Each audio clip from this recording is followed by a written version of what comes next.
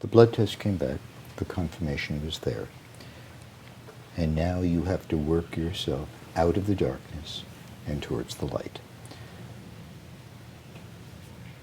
Tell us the first steps one takes to fight the great battle. We went to that conference. We went to I found a research organization, the RETT Syndrome Research Trust, and The RETT Syndrome Research Trust. yes. The day we got the I genetic called her test back was the next day. Heidi was on the web searching for more information, and RSRT that morning Had launched. its called- website. Wow. So I called the executive director, left a message. She called back, and I said, "Look, I read your website. We don't need to reinvent the wheel, but either we're going to do what you're doing, or we're going to join forces with you. But I got to do something, or I'm not going to get out of bed in the morning. Yep. I have to cure my daughter." Yep. And there was no stopping either one of us. We were just we're full steam ahead, And there was a World Congress for the disease in Paris, which coming they up hadn't within had a few since weeks. 2000. So it was 3 weeks away. Sorry, too quick. you can Sorry. tell. So it was the first world conference they had on the disease since yeah. the year. Or No, 2000. Is what It had been many years. This was 2008, Yes. and in 2007, nothing had happened in the research in the disease from In 2000 7 to years, from 2007. 2000 to 2008. 2007, No conferences, no world conferences. No because discussion. Nothing had happened scientifically. And then in 2000, Dr. Adrian Bird in Scotland at Edinburgh reversed the disease in a genetic model, or proved that it could be reversed, and the implications of it were so dramatic that the different research organizations around the world convened a World Congress for the first time in 8 years. So just And it was literally 2 weeks later. To just be more specific, okay. that the reason really that this conference was called was because a doctor was able, as I understand from my research, A scientist, yep. to work on a laboratory mouse and to reverse Rett syndrome in the mouse. So now the world sees the first Aha, had hope. Yes. beacon. All the There's scientists were first excited. match that's being held. Right. Tell me about your visit to the conference, how you felt, what you believed, what you learned, how it impacted you. He changed dramatically after that. Up until that point, he was having a hard time, as was Jonathan, you speak to that, and then I'll go back I. to Heidi. Go ahead. Yeah, I was kind of in my own world doing research and trying to figure out what to do next, and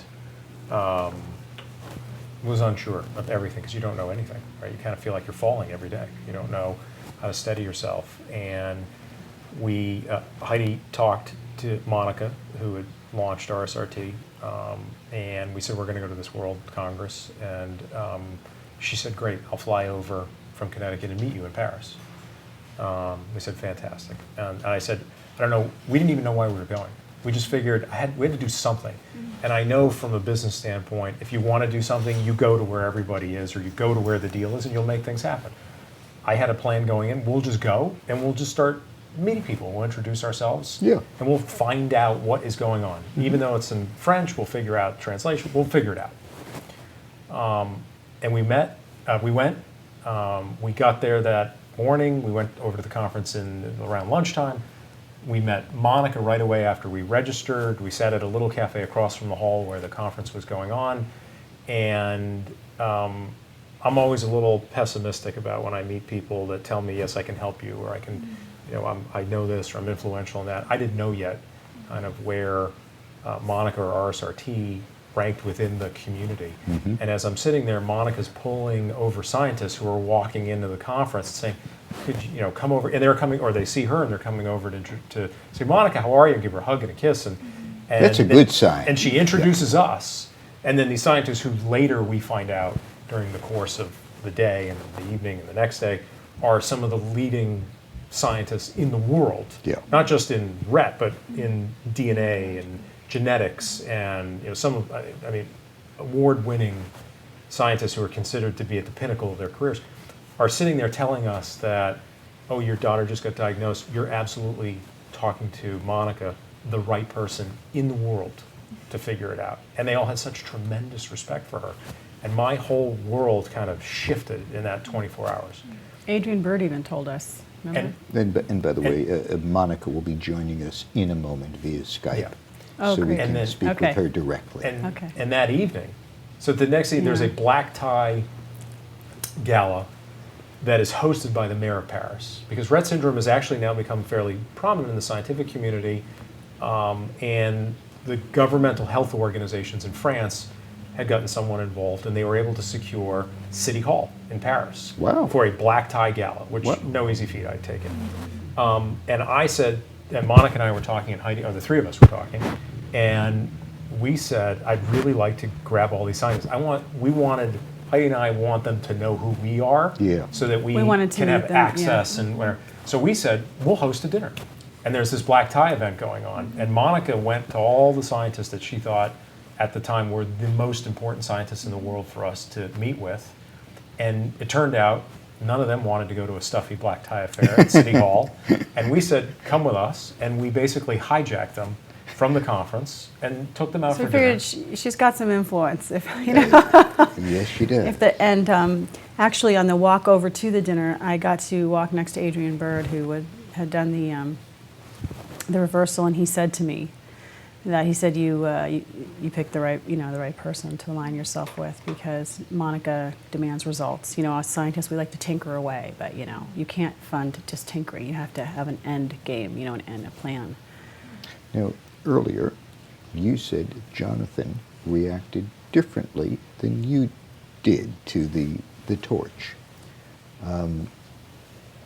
I think you said that. To the torch.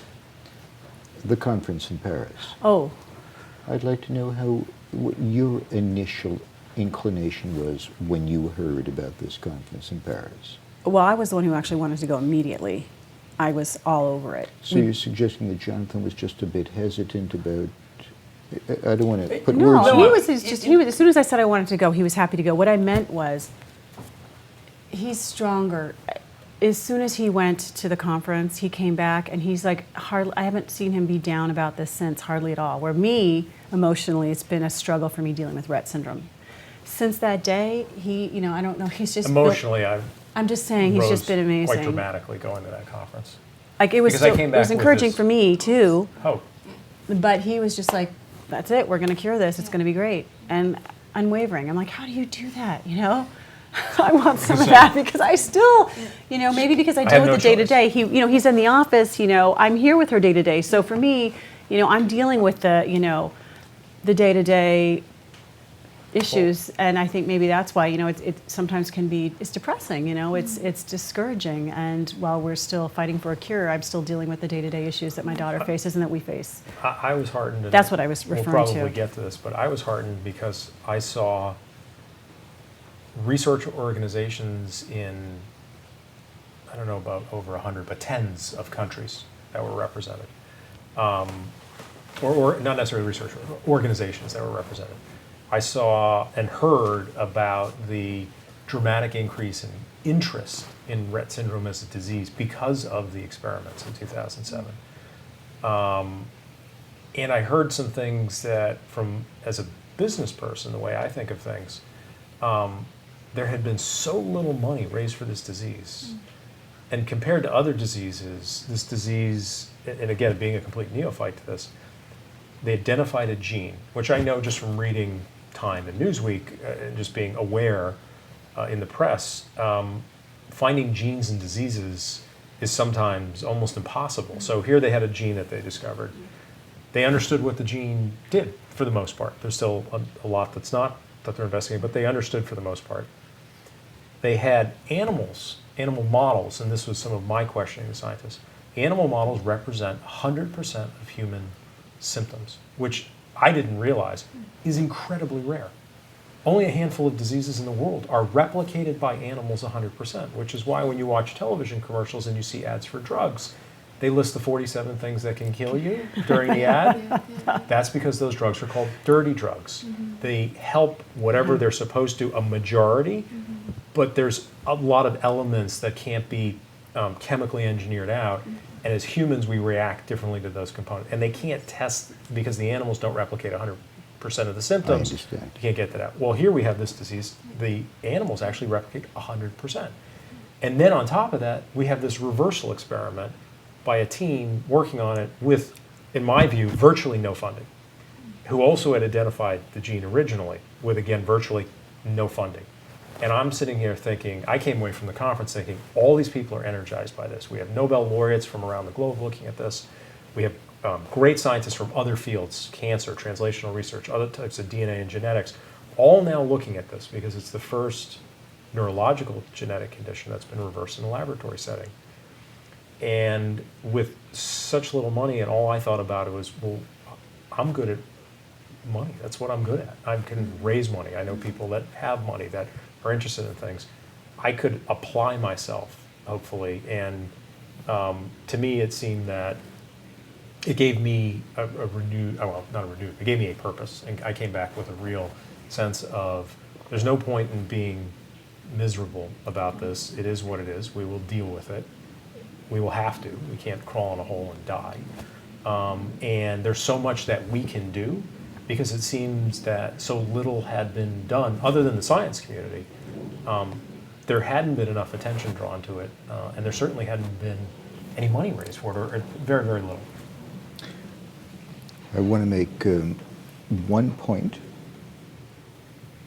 Let me give the two of you a break for a few minutes, because I think you deserve one, okay? Because we've gone down the darkest corridor. And when you boarded your flight from France back to America, clearly you were of a different mindset. And you were focused on what needed to be done and committed to erasing this from the blackboard, which you will. Which you will. Uh-huh.